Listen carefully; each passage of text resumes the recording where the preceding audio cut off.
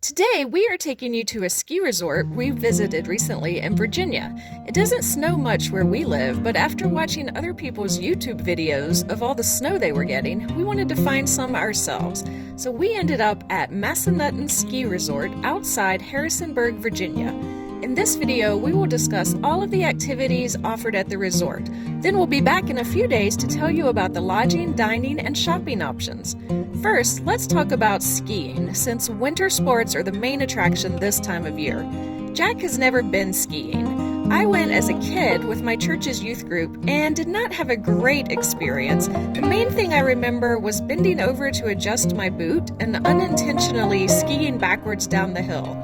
I had to fall over sideways just to get it to stop. I never really made it off the bunny slope, so Jack and I decided not to try skiing on this trip, but there were plenty of other activities to keep us busy. One thing you need to know is that you need to book any activities you want to do in advance.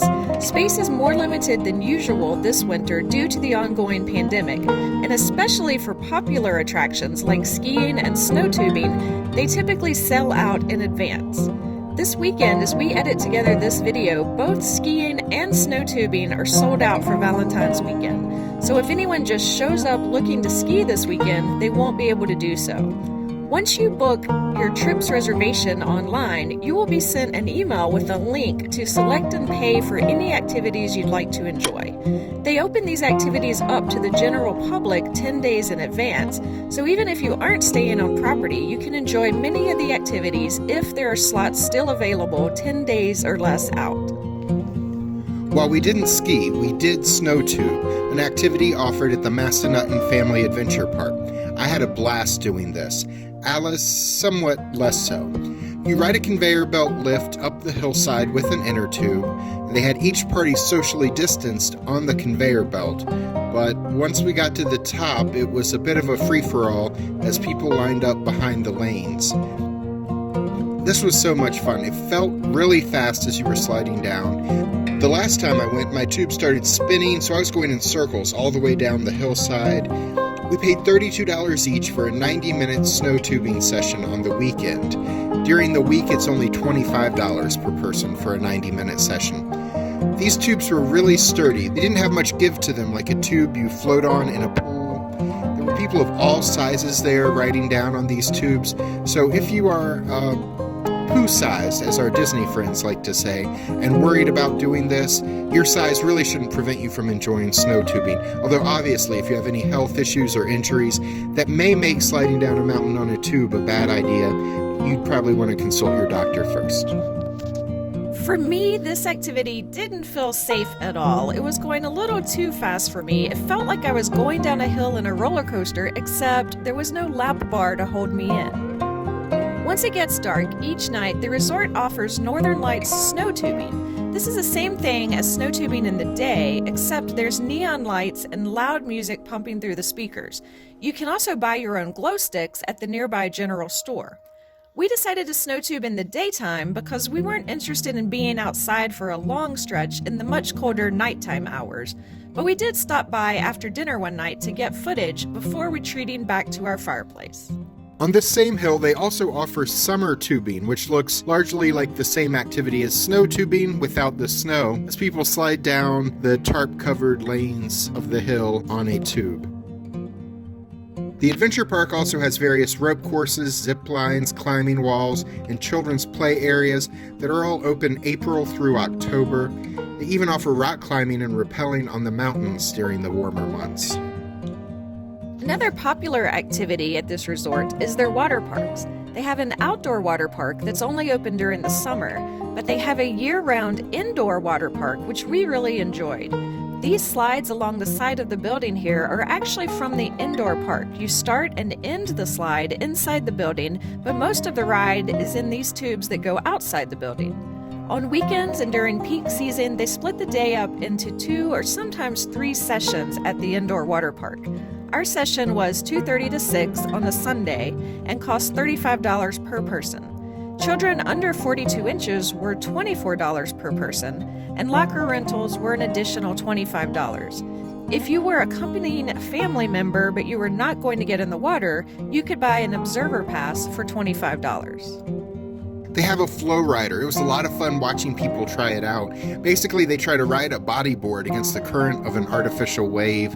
Some people's rides were over almost as soon as they got started, but some people were really good at it. We spent much of our afternoon in the lazy river. The adults in the lazy river were trying to socially distance, even though the kids weren't really paying attention to that. But things did get pretty busy at the entrance point to the river. In addition to the children's play area, there were several types of slides, including these body slides. And Alice even ended up riding the biggest water slide she has ever been on. It was called Peak Splash. Yeah, I went to water parks as a young child and I was too small to do the big slides. But here, Jack talked me into getting on this slide in which 2 or 3 people can ride down together on multiple person tubes. It was a lot of fun, though I was initially a bit terrified. I did end up enjoying it. Unfortunately, Jack did get some footage of our ride, which you can see here.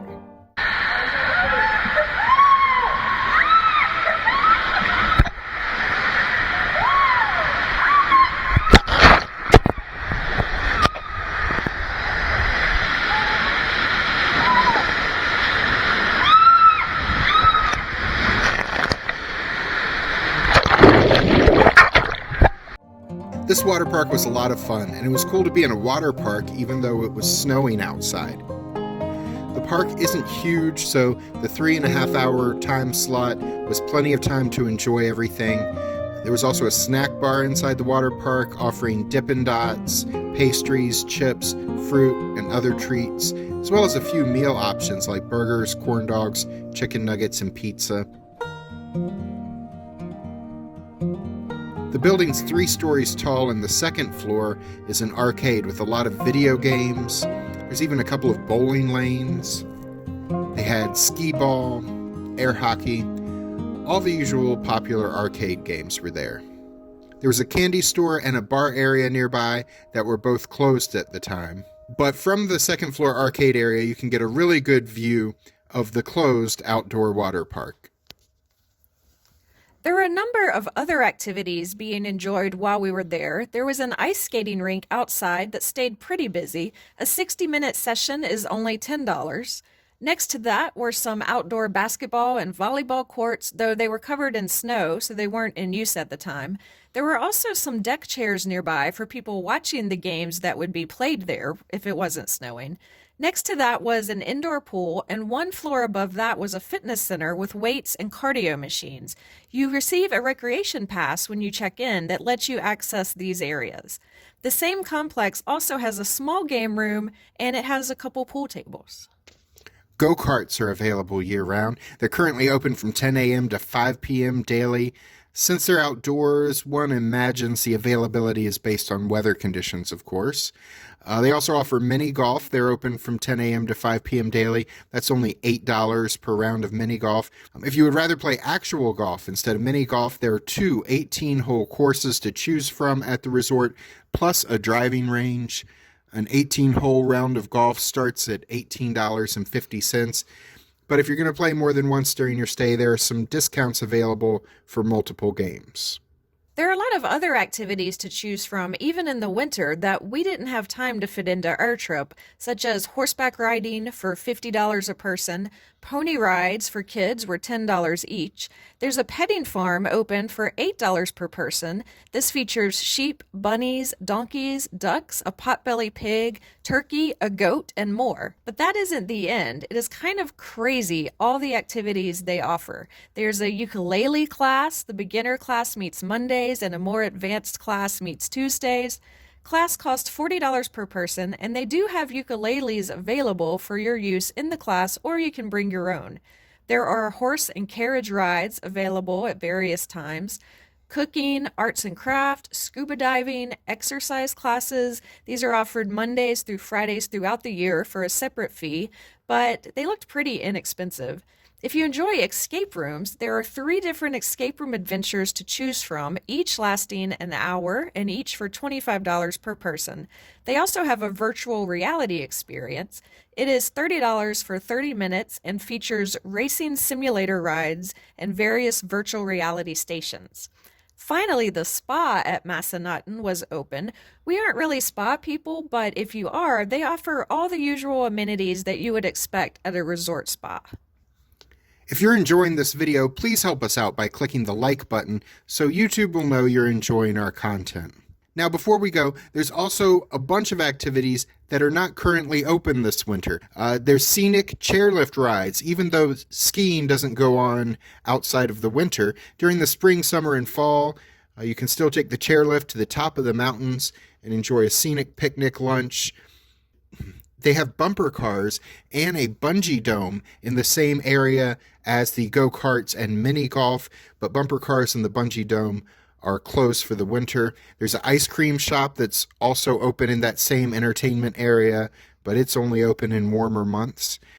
During the warmer months, they have river expeditions. You can ride a canoe or kayak or tube down the Shenandoah River. That's available April through September. They even have bus tours of Washington, D.C. This is something that normally runs weekly all year round, but they're currently not doing the bus tours to Washington, D.C. due to COVID-19. So once the pandemic has come to an end, that is expected to start back up. We had a lot of fun doing all the activities that we tried at Massanutten. Subscribe to our channel and click the notification bell so you'll be notified in a few days when we come back to tell you more about our stay at this resort. I'm Alice. And I'm Jack. And we'll see you the next time we're traveling through.